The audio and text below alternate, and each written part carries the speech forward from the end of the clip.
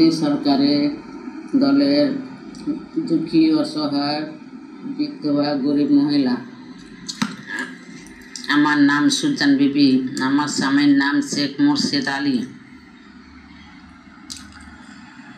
আমার স্বামী একজন হ্যান্ডিক্যাপ প্রতিবন্ধী পঙ্গু ছিল।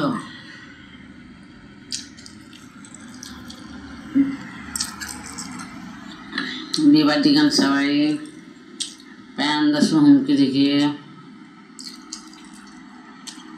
আমাকে এবং আমার নাবালিকা কন্যা রোজিনা খাতুনকে ইংলিশ মদ খাবে, যৌন নির্যাতন, ব্যবসা করতেছিল।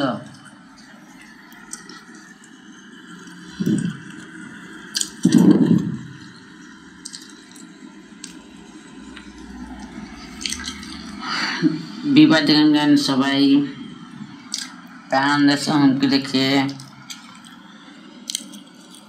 লক্ষ্মীপুর কৈত এবং তাহার কন্যা নাবালিকা কন্যা অর্পিতা পুরকাইতকে ইংলিশ মধ্যে নেশা করে যৌন নির্যাতন ব্যবসা করতেছিল।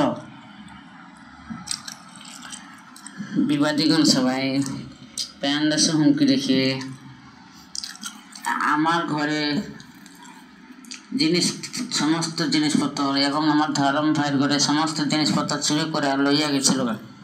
বিবাদীগণ সবাই প্যান্দাসু হুমকি দেখিয়ে আমাকে 3 ডিসমিল জায়গা জমি দিবে বলে টেম কাগজে সই করে 1,20,000 টাকা শেখ এজানুর আলী আমার হাত থেকে লইয়াছিল এবং জমিন কিভাবে টাকা ফেরত দেয় না। বিবাদীগণ সবাই দেশে হুমকি দেখে আমার ধরম ভাইয়ের নাবালিকা কন্যা অর্পিতা পুরকাইতকে 15 বছর বয়সে বিবাহ করে দিয়েছিল এবং তার ছোট ভাই বিশ্বজিৎ পুরকাইত কিডন্যাপ করে কোথায় লইয়া চলে গেছিল, তার কোনো খোঁজ খবর পাওয়া যায় না।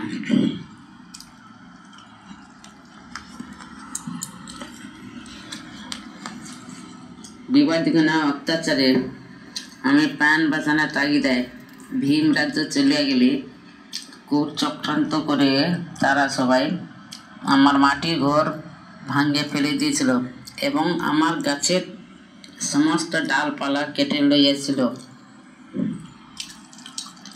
বিবাদীগণ সবাই প্যান্দাসু হুমকি দেখে বিনা পুরকাইতে নবজাত শিশু গর্ভবতী শিশু সন্তানকে হত্যা করে দিয়েছিল এবং তাকে লইয়া যৌন নির্যাতন ব্যবসা করতেছিল।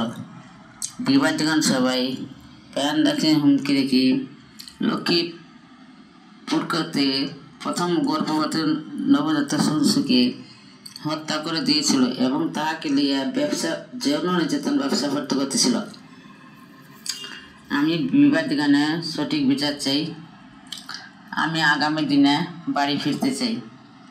ভীম রাজ্য থেকে শান্তি শৃঙ্খলা বজায় রেখে বাড়িতে থাকতে চাই। আমার বিবাদীগণের নাম শেখ জাফর আলী, কোহিনুর বিবি, শেখ সাহেদ আলী, সাবিনা বিবি, শেখ জাহারা আলী, প্রিয়ঙ্কা সোনা বিবি, শেখ রফিক আলী, তাসলিমা বিবি, শেখ আজানুর আলী, মহিমা বিবি, শেখ আজিজুল আলী, রহিমা বিবি, শেখ মুসলিম আলী, শেখ আব্বাসুদ্দিন আলী, মুর্শিদা বিবি, কোহিনুর বিবি, শেখ হাফিজুল আলী, দেবাশিস দাস, খোকন দাস, লক্ষ্মীপুর পুরকাইত, ভিকারি মোহন দাস, পিত্তপাস দাস, পদ্মলোচন দাস, রীতা দাস, বীণা দাস, সৌমেন গিরি, বাদল কুমার গিরি, সুনীল আরি, সুদীপ আরি এবং অনেকে কথা আছে মুখে বলা সম্ভব না।